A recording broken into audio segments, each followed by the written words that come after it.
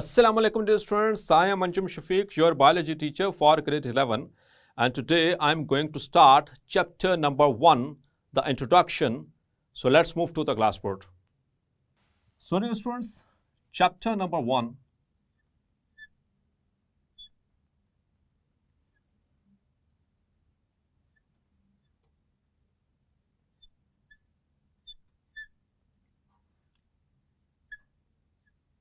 That is introduction. And here we are concerned with the introduction to biology.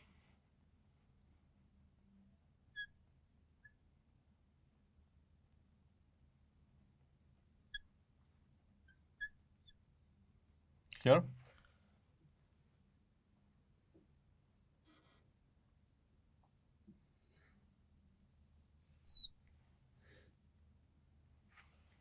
तो dear students हम start करेंगे science के साथ. So what is science?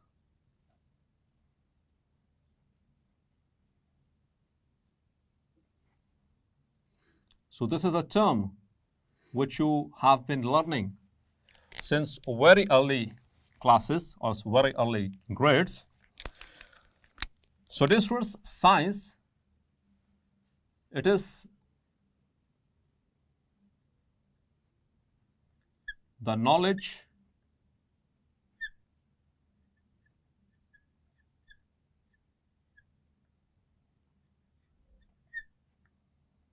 about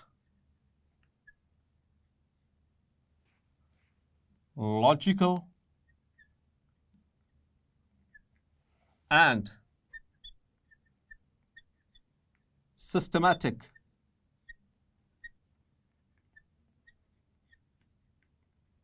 study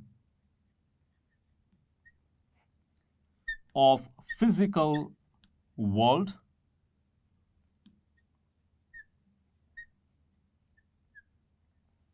and the laws of nature.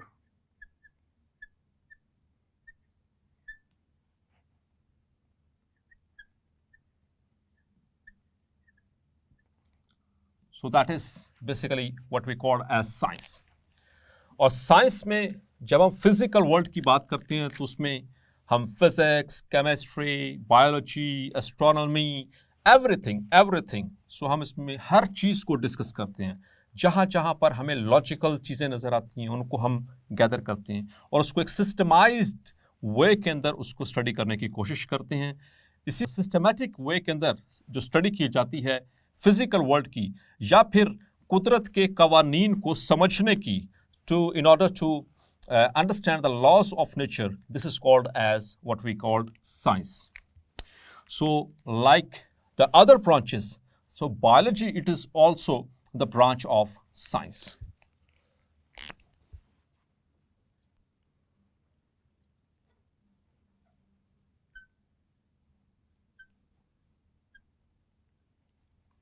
Clear? और ये terminology भी आप 6th standard 7th standard से पढ़ते चले आ रहे हैं. क्लियर? मैट्रिक में भी आपने पढ़ा. So now here we are going to study in an extended way. हम इसको एक्सटेंडेड वे में समझने की कोशिश करेंगे अपने सब्जेक्ट को biology. If you have the strong basics जो आपने 9th और 10th में की थी या O levels में स्टडी की थी, so it will be very easy for you to understand the concepts regarding biology in this 11th grade. Clear? So first of all, what is biology? You know, it's a Greek word. Clear? It is a Greek word. Bios, that means life, that means living things, related to living things or life. And the second word is logos, which means thoughts, or reasoning or the study of, ये सारे इसके meanings हैं. Study of. So what is the study? Study of life, study of living things. Clear? So basically biology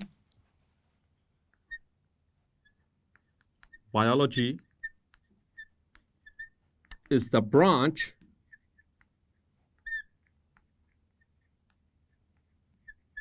of science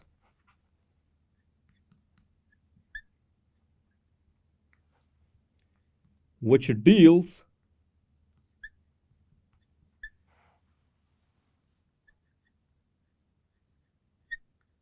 with the study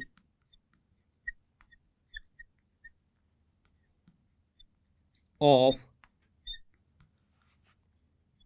living things or study of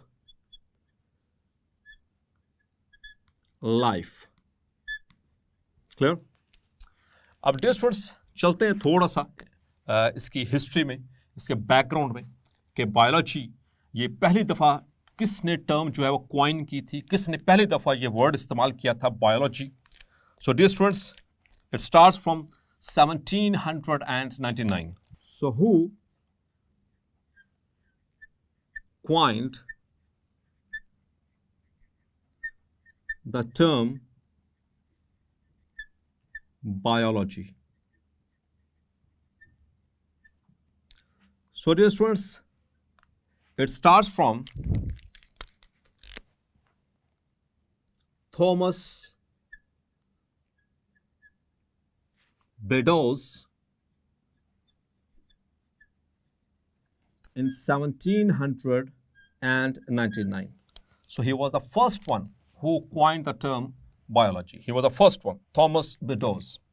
After that, there was a scientist by the name of Carl F. Burda.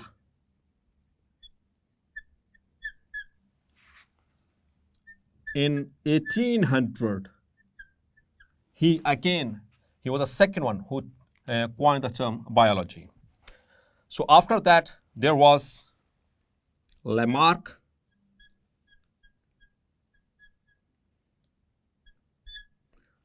it's the same, Jean Baptiste D. Lamarck. Clear? जिसकी theory भी मशहूर है evolution के हवाले से, Lamarckism. आप second year के अंदर इसको चैप्टर नंबर 24 के अंदर डिटेल से डिस्कस करेंगे. Clear? So Lamarck and ट्रिवियनस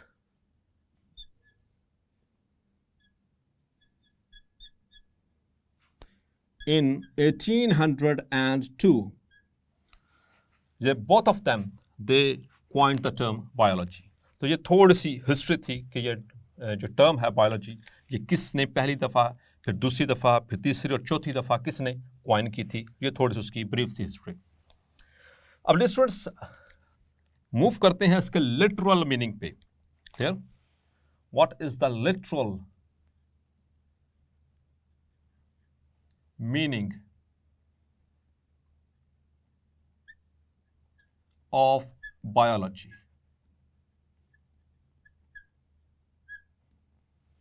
the literal कहते हैं लफ्सी मफहूम. Clear? So the literal meaning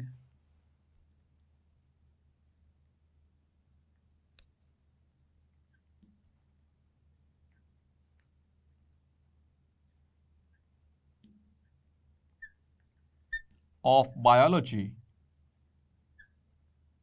is study of life. इसको मार्क कर लीजिए एमसीक्यूज के लिए या शॉर्ट क्वेश्चन के लिए आपसे पूछा जा सकता है what is the literal meaning of biology. So the literal meaning is study of life. Clear? अब बायोलॉजी में हम स्टडी क्या करते हैं dear students? In biology,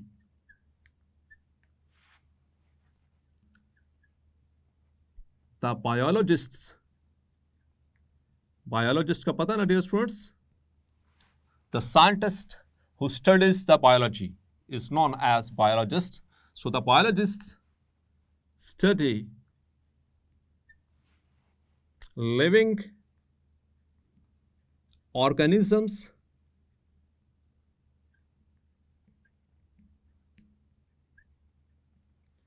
and non-living things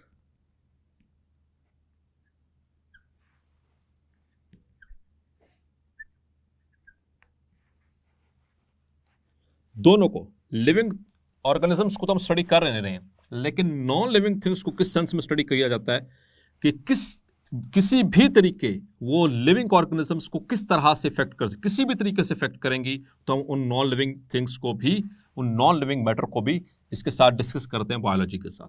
clear? So and the non living things how ever they are related to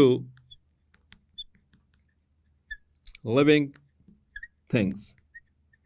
इसकी मिसाल मैं इस तरह से देता हूं, जैसे कि air is a non living matter. Clear? जैसे वाटर, जैसे कि सॉइल, ये किस तरह से लिविंग ऑर्गेनिजम्स को इफेक्ट कर रहे हैं. So this is again what we study in biology, the biologist. Clear? अब डियर स्टूडेंट्स, यहां पर हमने बात की कि जो लिटरल मीनिंग है that the study of life. Life जिसको हम अपनी कौमी जुबान में कहते हैं जिंदगी, इसका सादा सा तर्जुमा जिंदगी है. लेकिन जब हम इसको साइंटिफिक वे में डिफाइन करने की कोशिश करते हैं, सो that is a very very very hard question. बहुत मुश्किल है इस क्वेश्चन को आंसर करना कि व्हाट इज लाइफ. क्लियर? तो बायोलॉजिस्ट ने भी कोशिश की इनको डिफाइन करने की.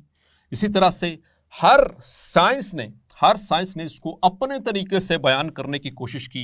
लाइक द फिलोसोफर्स, उन्होंने अपने तरीके से ज़िंदगी को बयान करने की कोशिश की. द पॉलिटिशियंस, उन्होंने अपने वे से लाइफ को बयान करने की कोशिश की. द थियोलॉजियंस, यानी कि जो आलिम दीन होते हैं, उन्होंने अपने तरीके से, मुख्तलिफ मज़ाहिब के आलिम दीन, उन्होंने अपने तरीके से लाइफ को बयान करने की कोशिश की. इसी तरह से अब बायोलॉजिस्ट, उन्होंने भी कोशिश की, क्योंकि ये बहुत ही कॉम्प्लिकेटेड सा वर्ड है लाइफ. इसकी कोई पेट, कोई हार्ड एंड फास्ट रूल नहीं है और कोई पेट डेफिनेशन नहीं है. हर कोई इसको अपने वे में बयान करने की कोशिश करता है. So according to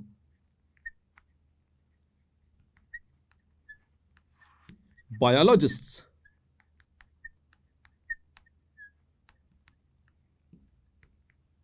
life is a set of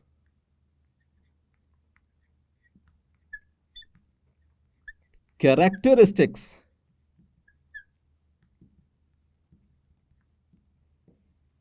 that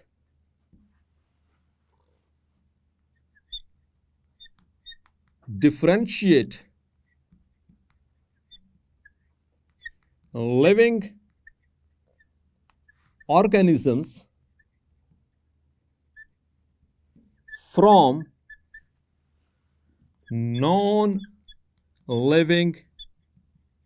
things, including the dead organisms.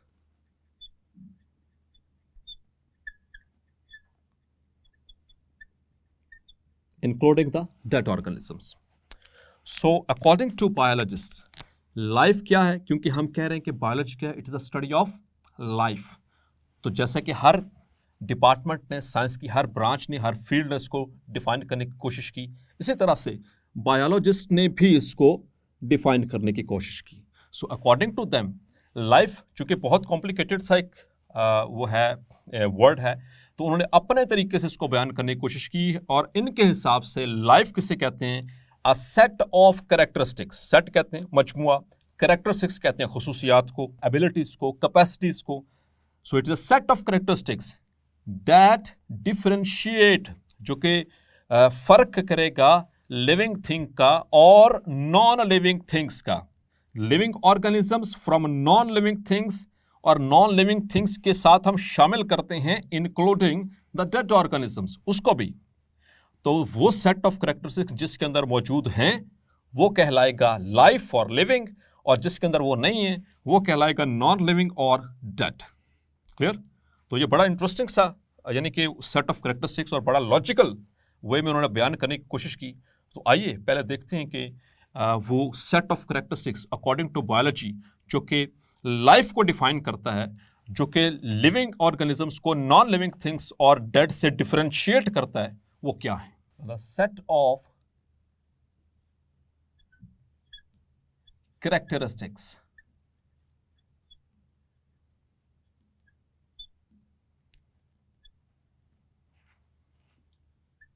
by biologists.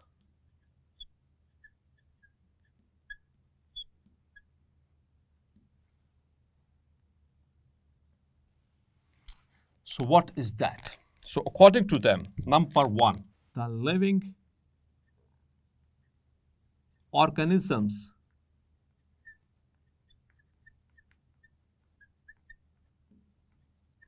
are highly organized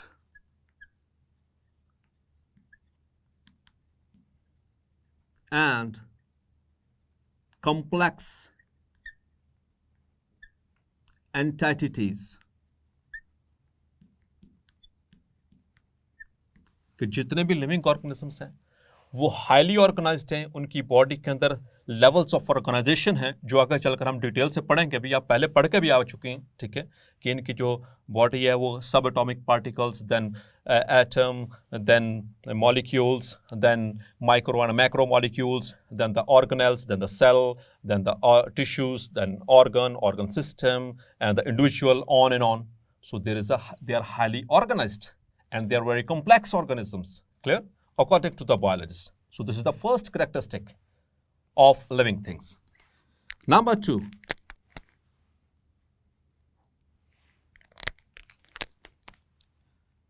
they are made up of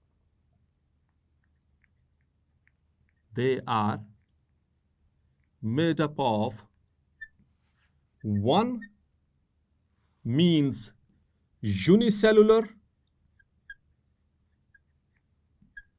or more means multicellular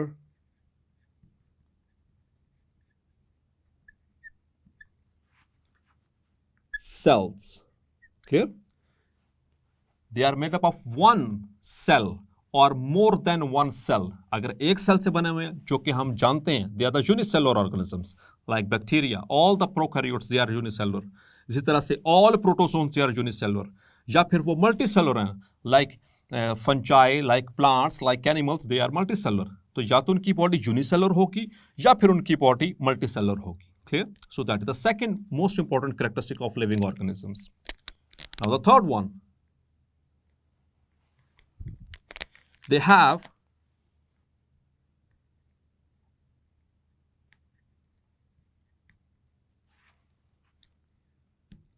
their own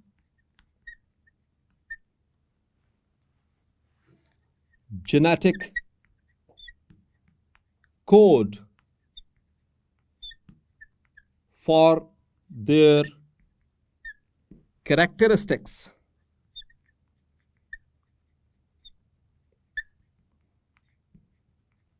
Or they have their own nuclear program for their characteristics. Means कि उनके पास अपना एक coded system है जिसके behalf के ऊपर उनकी पूरी बॉडी बनवाई जा सकती है. लाइक हमारे जो क्रोमोसोम्स और डीएनए आपने पढ़ा, उनके ऊपर वो सारी इंफॉर्मेशन न्यूक्लियोटाइड्स की शक्ल में मौजूद होती है. That is required for the formation of a complete body. आपको पता है कि जैसे ह्यूमंस कैसे बनते हैं, आपने पढ़ा हुआ है, या दूसरे एनिमल्स किस तरह से बनते हैं. We started from a zygote, और जाइगोट किससे बना था? एग सेल और स्पर्म सेल से. एग सेल और स्पर्म सेल के अंदर क्या मौजूद है? क्रोमोसोम्स, द हैप्लॉइड सेल्स, और उससे क्या बना? Zygote, the diploid cell. और फिर उसके अंदर रिपीटेड माइटोसिस होती रही, माइटोटिकली वो डिवाइड करता रहा, and ultimately it forms the body of the organism. Clear? So this is how they have their own genetic program, or they have their own genetic code for their characteristics. Number 4, they can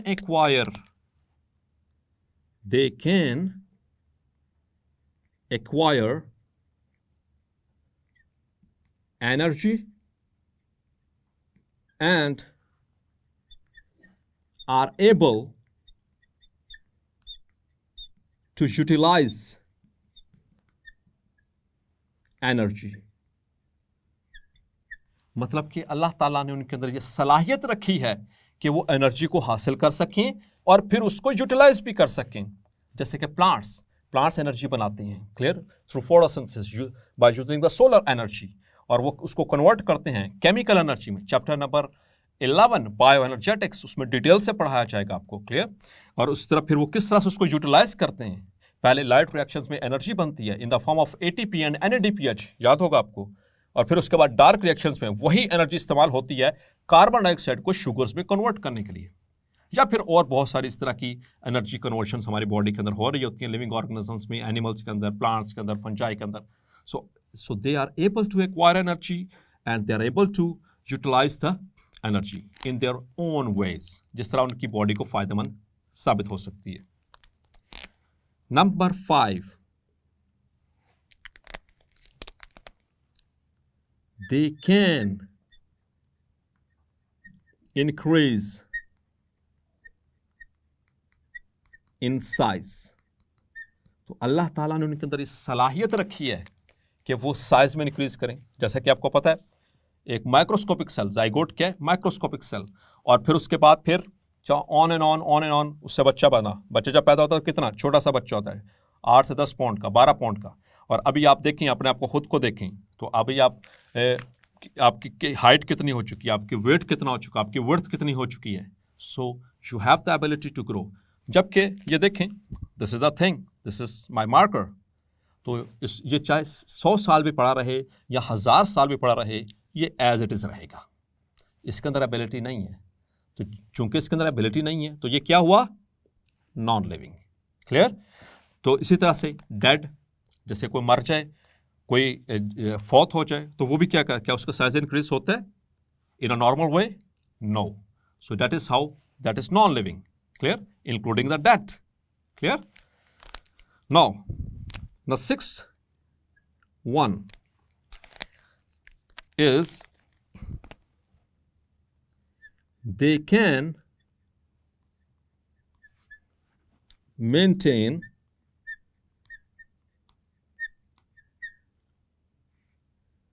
fairly internal environment.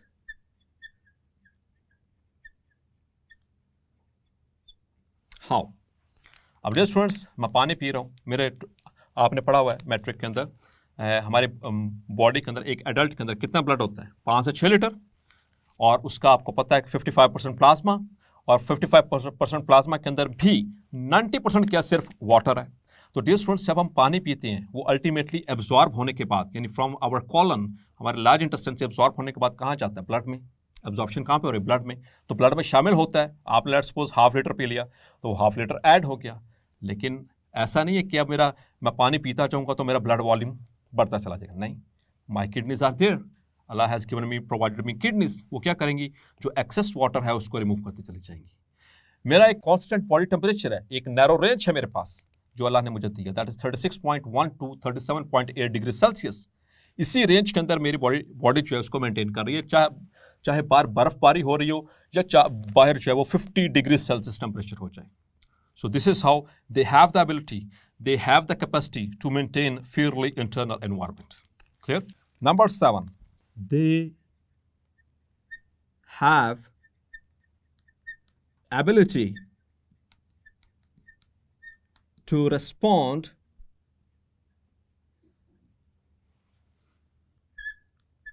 to external stimuli when stimulated.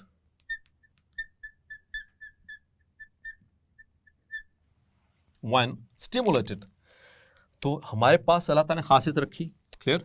जैसे मुझे pin चुभी, मैंने हाथ पीछे retract कर लिया. जैसे मुझे मेरे सामने हीट लाएंगे तो मैं क्या करूँगा, उससे दूर भागूंगा. So that is my response. I have the ability to respond. Clear.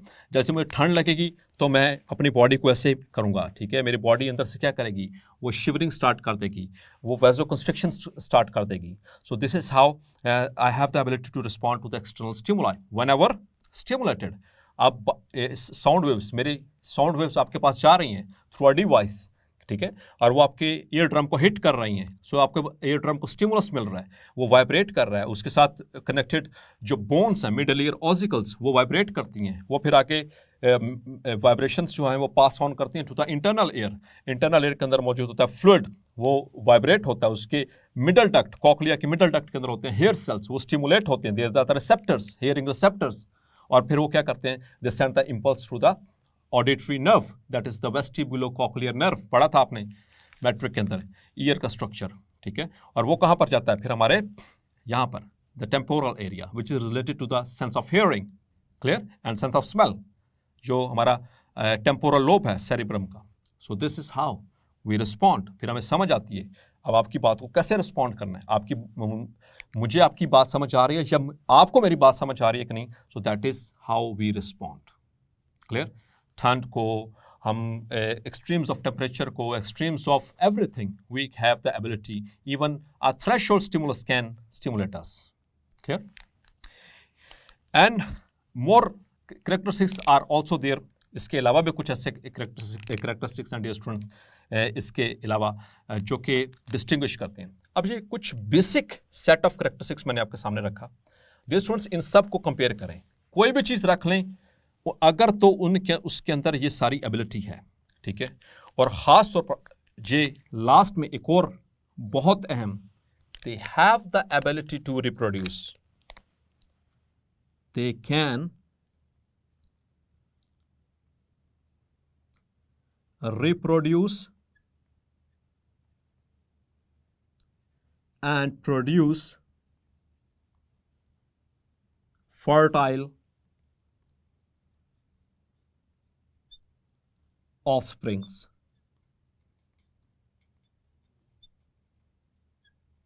Clear. ये रिप्रोडक्शन बहुत अहम कैरेक्टरिस्टिक है, बहुत अहम कैरेक्टरिस्टिक, कि वो बच्चे पैदा कर सकें, वो रिप्रोड्यूस कर सकें. तो ये इन कैरेक्टरिस्टिक्स को डियर स्टूडेंट्स आप किसी के साथ भी मैच करें, किसी भी चीज़ के साथ जो आपको लगता है, एनीथिंग लाइक मैं इसके साथ करता हूँ. तो ये highly organised and complex entity, no, they are made up of one or more sales. तो इसके तो सेल तो हैं ही नहीं, that is they are made up of only atoms. They have their own genetic code, इनके अंदर कोई अपना जेनेटिक प्रोग्राम नहीं है, मतलब कि ये नॉन लिविंग है. They can acquire energy. क्या ये खुद से एक्वायर कर सकता है? No. They can increase in size, या खुद से साइज में इंक्रीज नहीं कर सकता.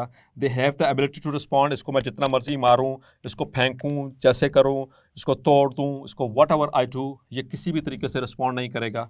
क्या ये मार्कर खुद ब खुद नए मार्कर बना देगा? No.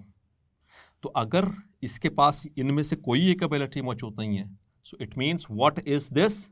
This is a non living thing. Clear. इसी तरह से जो ऑर्गेनिजम्स डेड हो जाते हैं, मर जाते हैं, फौत हो जाते हैं, they are no more in this world. तो डियर स्टूडेंट्स, ना तो वो ग्रो कर सकते हैं, ना वो रिप्रोड्यूस कर सकते हैं, ना वो एनर्जी एक्वायर कर सकते हैं, ना उसको यूटिलाइज कर सकते हैं, ना उनकी बॉडी के अंदर कोई केमिकल रिएक्शंस जो वो खुद से रेगुलेट करवा सकते हैं, लाइक दैट. सो नॉर्मली मतलब कि इंटरनल इन्वायरमेंट को अपने मेंटेन कर सकते हैं, ना वो फिजिकल बाहर से किसी चीज़ को रिस्पॉन्ड करें. तो it means they are dead organisms. तो these are the set of characteristics. जिसमें हैं तो वो है life, and they are the living things. तो लिविंग थिंग्स को नॉन लिविंग थिंग्स से डिफरेंशिएट करना, including dead, that is called as life. तो बायोलॉजिस्ट ने लाइफ को इस तरह से डिफाइन किया, life is a set of characteristics. एक सेट ऑफ कैरेक्टरिस्टिक्स है, ये वाला सेट ऑफ कैरेक्टरिस्टिक्स है, that differentiate living organisms from non living things, including the dead organisms. Clear. तो इनमें से कोई भी चीज़ अगर शामिल किसी के अंदर मौजूद है तो वो कहलाएगी लिविंग, मतलब कि वो लाइफ है, मतलब कि वो बायोलॉजी के अंदर है. क्लियर. और अगर नहीं है, सो दैट इज नॉन लिविंग. हाँ, ये देखा जा सकता है कि क्या वो लिविंग थिंग्स को किस तरह से कोई उसके ऊपर कोई इफेक्ट तो नहीं डाल रही, उसकी वजह से कोई किसी ना किसी तरीके कोई असरअंदाज तो नहीं हो रही. तो अगर असरअंदाज हो रही है लिविंग ऑर्गेनिजम्स के ऊपर, जैसे एयर है, जैसे एयर प्रेशर है, जैसे साउंड्स हैं, जैसे वाटर है, ठीक है, वाटर की डेफिशिएंसी, वाटर का एक्सेस, सो हम उसको स्टडी करते हैं बायोलॉजी के अंदर. So in short we study all this things under the heading of biology in order to understand the laws of nature. So students, hopefully आप अब बाआसानी आइडेंटिफाई कर सकते हैं और डिस्टिंग्विश कर सकते हैं between living and non living things including dead. So hopefully आज का लेक्चर आपको क्लैरिफाई हो गया होगा. मिलते हैं नेक्स्ट लेक्चर में और डिस्कस करेंगे ब्रांचेस ऑफ बायोलॉजी. तब तक अपना ख्याल रखिएगा. अल्लाह हाफिज.